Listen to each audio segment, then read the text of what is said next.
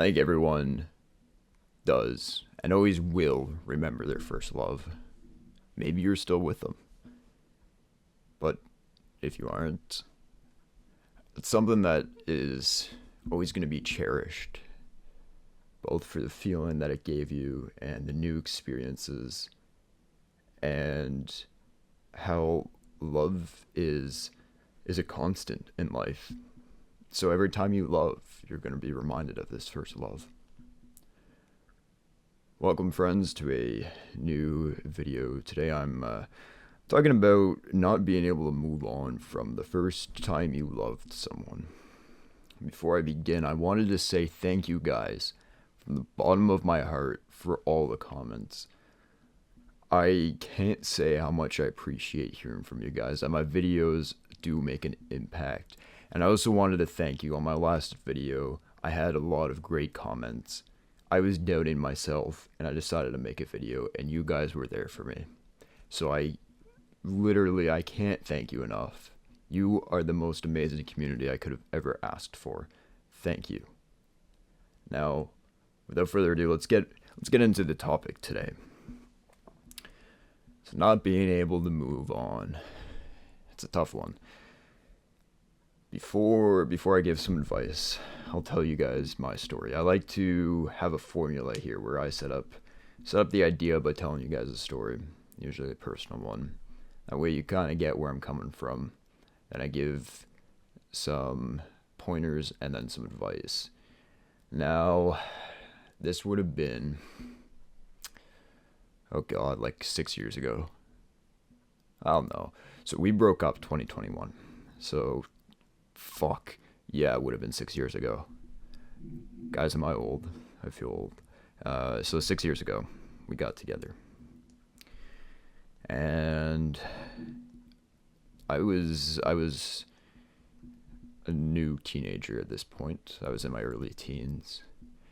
And this girl was awesome. She was everything I could have wanted. She listened to the same music I did. She listened to me, like, personally. We played video games together. We would watch anime together. We would draw together. And she provided this comfort, where I could just be in her presence and it would be nice. And she was so caring. She had such a soft spoken voice.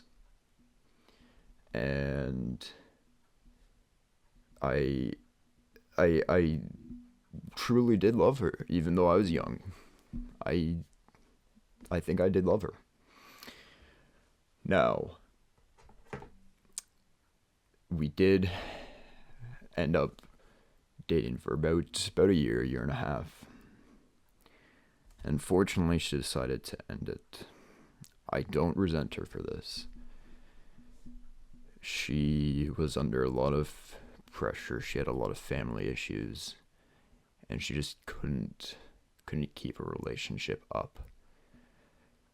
The issue I was having was that she wouldn't respond until the next day or the day after. And this was during COVID too, so I spent most of my time at home, just waiting for her response. And when I brought this up, I think she was genuinely sorry, but she knew she couldn't fix it. And as much as it was kind of mutual, she was the one who broke up with me. And that was the first and so far only time I've cried over a girl. It was painful.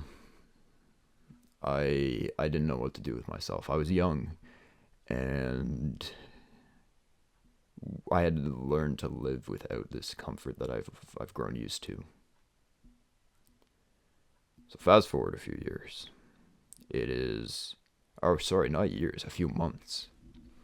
I date this other girl who had a crush on me. We broke up after about a week. She said she loved me over a call 5 days into dating. And when I said I didn't love her back because I was taking my time, keep in mind this was only a few months after my first relationship. She didn't like that, and so I ended up breaking up. And I stand by my decision, and I think we were both better for that. Now, the next year, I dated another girl briefly. Again, it was only a week. I broke up with her because I was scared of commitment, and I kept comparing her to my previous relationship. We're friends now. We got to be quite good friends in the last little bit of high school. But I always did regret that one. She deserved better than that. I should not have done that to her.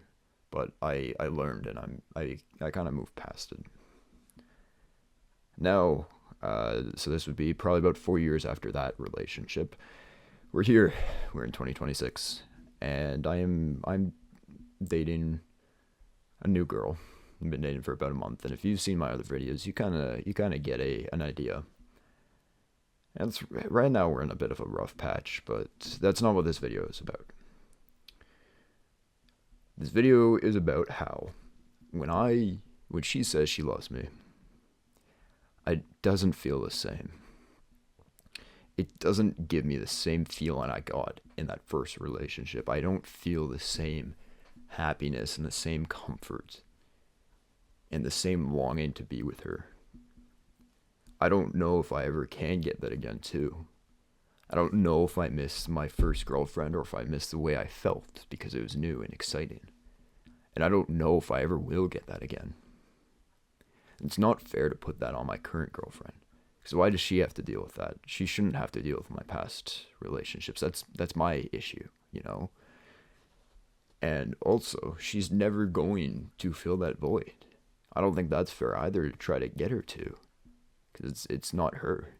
At the end of the day, these are two different people. One thing that resonated me was the song Glimpse of Us by Joji. If you haven't listened to it and you're feeling this way, you've got to listen to it. It is so relatable. The entire song, he's singing about his current girlfriend who's amazing and, you know, she'll do anything for him. But every time they kiss and every time they, you know, they do something in their relationship, he just keeps getting flashbacks to the way it used to be, and the way he used to feel with the other girl. Doesn't mean the current one is bad, but it's just the other one won't leave him, won't leave his headspace. And that's exactly how it is. Exactly how I feel. So, having said all that, having listened to my story, I'll give you some advice here. Because I've struggled with this for a while, and I've done a lot of personal thinking, a lot of meditation, and a lot of sad nights. It's got me to the conclusion that she's not coming back. She's not coming back. I'm not proud, but I have reached out multiple times over the years, and she's changed a lot. She's no longer the girlfriend I used to have. She's her own person. And even if we did get back together, that girl I fell in love with didn't exist. I grew my own way and she grew the other. We grew our own separate ways instead of growing together.